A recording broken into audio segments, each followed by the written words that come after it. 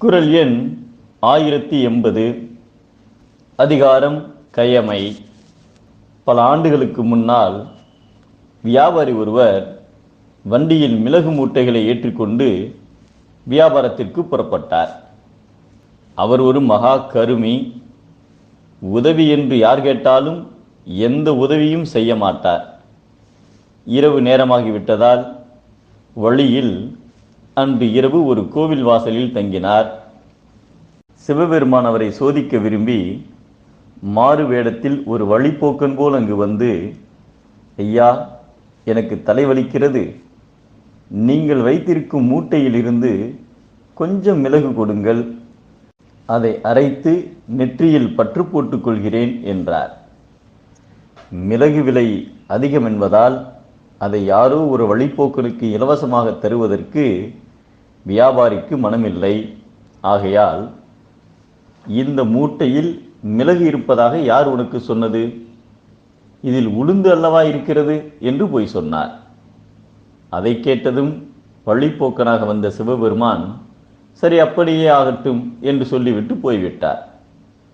வியாபாரி மறுநாள் காலையில் அங்கிருந்து புறப்பட்டு பக்கத்து ஊரில் இருந்த சந்தைக்கு சென்று தனது மூட்டைகளை அவிழ்த்தார்.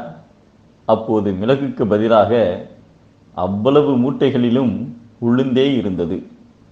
அதை பார்த்ததும் அதிர்ச்சியடைந்த வியாபாரி, ஓர் இரவுக்குள் மிளகு மூட்டை அத்தனையும் உளுந்தாக மாறியது எப்படி என்று யோசித்தார். அப்போது இரவு நடந்த நிகழ்ச்சி அவர் நினைவில் நிழலாடியது. தன்னிடம் வந்து பற்று போட மிளகு கேட்டவர் இறைவனே என்பதை உணர்ந்தார். கொடுக்க மனமில்லாமல் இறைவனிடம் பொய் சொன்னதின் காரணமாக மிளகு உளுந்தாக மாறிவிட்டது என்பதை புரிந்து கொண்டார். உடனே தன் தவற்றுக்கு வருந்தி அந்த கோயிலுக்கு விரைந்து சென்று இறைவன் முன் சரணடைந்தார். தனது தவற்றை பொறுத்து கொள்ளுமாறு மனமுருகி மன்றாடினார். இறைவன் அவரது வேண்டுகோளை ஏற்றார். அதன் பிறகு மூட்டையில் இருந்த உளுந்து மிளகாக மாறியது. அதன் காரணமாக அன்று முதல் அக்கோவில் உளுந்தாண்டவர் கோவில் என்றும் அந்த ஊர் உளுந்தூர் பேட்டை என்றும் பெயர் பெற்றன.